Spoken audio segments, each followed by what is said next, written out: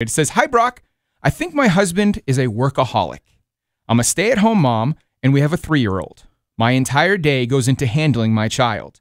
I wait all day to see my husband and to have an adult conversation, but as soon as he comes home, he's back in his office getting ready for the next workday.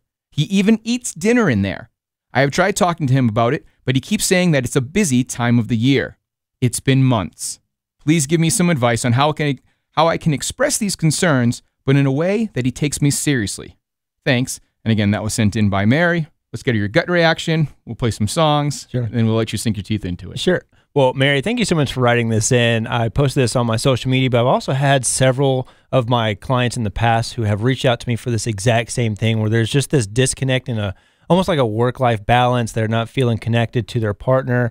And it usually is coming from the woman, where the guy is kind of a workaholic. That's what he does. He comes home and it's hard for him to unplug. The last thing that he wants to do is maybe just dive right into family life, have questions thrown to him, things like this. So usually what you'll see the guy do is really do everything he can not to break that work mindset inertia, if you will, because he has to just pick it up and start again the next day. But that does definitely leave you feeling like a sense of wanting and a little bit of neglect. So I completely understand where you're coming from. But yeah, when we get back, I'm going to give you a couple of tips on how you can kind of manage this and kind of get your husband back. Mary, I just thanked you for writing this in because this is a very, very relevant topic.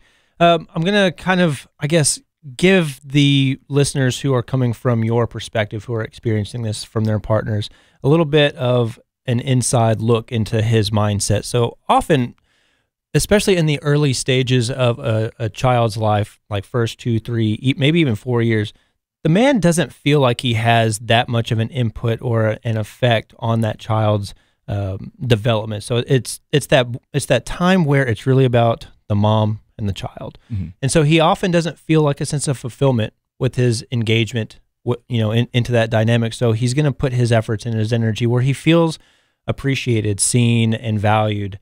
And he's going to put that into usually work. That's what he's going to do. So when he comes home and he sees the family life, not saying the family life is unattractive, but maybe it's not giving him that sense of validation that his work is, so he doesn't really want to unplug from that. So something I think that you should really do is when he does come home is I'm just assuming that you are doing these. So if you're not doing these, fantastic. But if you are, try not to greet him with problems or questions or concerns or responsibilities as soon as he gets home. Give him a little bit of time to decompress, so that he can actually enjoy coming home and being present with the family.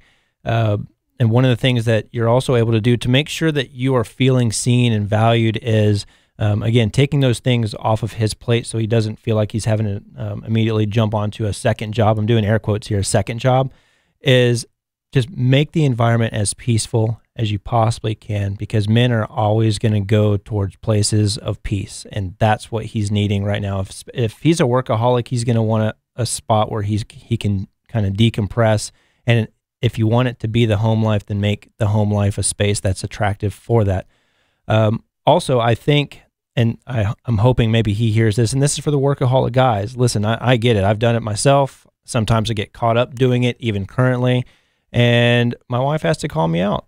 She just does. Like it can kind of be consuming, but you have to make your partner a priority. And so ladies that are listening, you have to be proactive in maybe planning things for the two of you. You don't necessarily have to wait for him to plan a date night. Maybe you could plan something for you guys that you can do.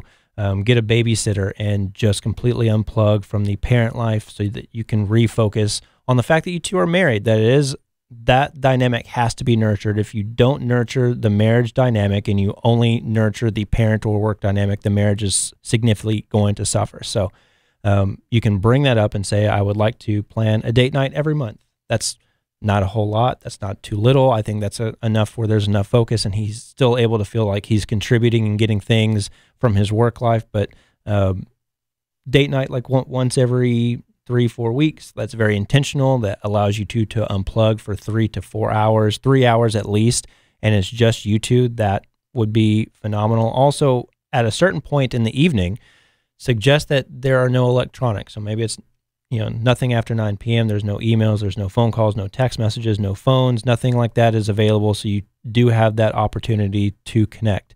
Now, I did notice one part in this was that when he comes home, you have been with your child and you're aching for adult conversation. I do want to make sure that you're not relying on him to be the only adult that's in your life that you're able to have those conversations with. So if he is, and this does happen with a lot of mothers who have all their time going into their child, they don't have an opportunity to kind of go out and nurture their social networks. You really need to make sure that you are doing that. Make a very, very diligent effort in your friendships. Make sure that you have female friends that are able to talk to you about just like the little gossipy things, maybe go get some tea, bring your child with you, things like that. But you got to have other adults, not just your partner. That is your adult escape, if you will. It just puts a lot of pressure on him. And if he's feeling that pressure, like he's your only outlet for socializing or activity or fun, like that's not a fun dynamic for somebody who's coming off of work wanting to come home to a peaceful place, because then you start needing something as soon as he gets home or she gets home. So that's kind of what it is. You kind of have to manage that. Make sure that you're doing your part as a partner to have your friends, so you're not putting too much strain on your partner. And guys and ladies that are workaholics, definitely got to be mindful of that, and be very, very confident in calling out your partner if they are. If like my wife, she'll do it every couple of months. She's like, hey, you're kind of getting lost in your work. I'm like, okay, you're right. I absolutely am. Thank you for calling me out, because I'll get into it. And it's easy, again, when you feel like that is a place where you're valued, seen, and you're getting an ROI that's fairly measurable.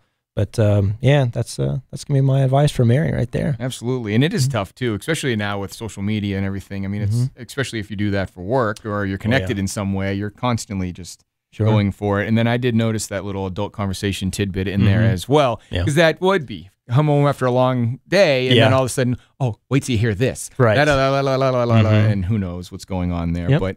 Time management might be a thing for the husband as well, to kind of set some time aside and say, this is, wife time. Yep, exactly. Very good advice, Brock. Thank you so much. And thank you, Mary, for writing in. You out there, if you have a question, send it in. You can email me, Gino, Gino, at WDODradio.com. You can keep it anonymous if you so choose. And we also have that option now on the Hits 96 mobile app. Press that microphone and you can send in a voice message. If you want more details on what Brock offers, and there's quite a bit, go to brockolson.com. You can also reach out to him on social media as well. Brock, we'll talk to you next week. Sounds good, Gino. Thank you.